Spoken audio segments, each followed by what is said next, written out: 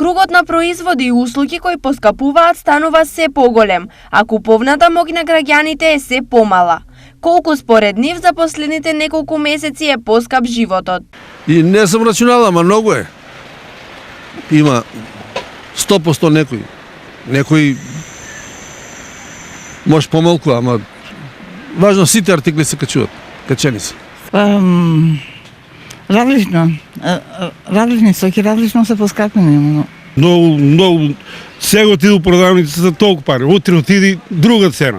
Без оглед на ова, гужвите во маркетите се присутни. Мора да купуваме за јадење, што да правиме? Па мора да јаде народот, шо? Ладен ли ќе биде? Ама мора да јаде, мора да троши, мора да се јаде, мора да купува луѓето. Што ќе прави? Освен за производите за кои оправдување постои, има и такви кои се поскапени без ниту еден основ. Дали некој лови во матно? Дека некои производи, иако не требало да се поскапат, сепак поскапат. Да, мислам дека, да. Од Сдруженијето за заштита на потрошувачи велат дека злоупотребите треба да се пријавуваат.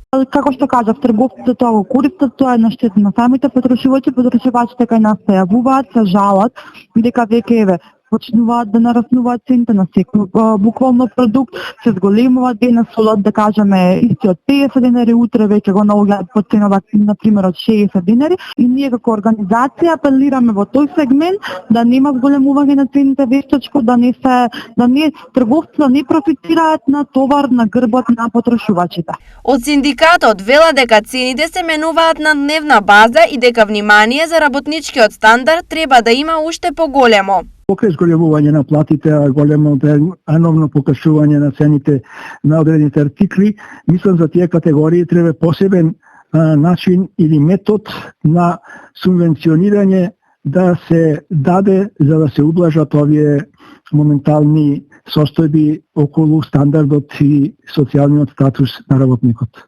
Во очекувањата цените да стивнат, а пазарот да се нормализира, стандардот се руши однатре.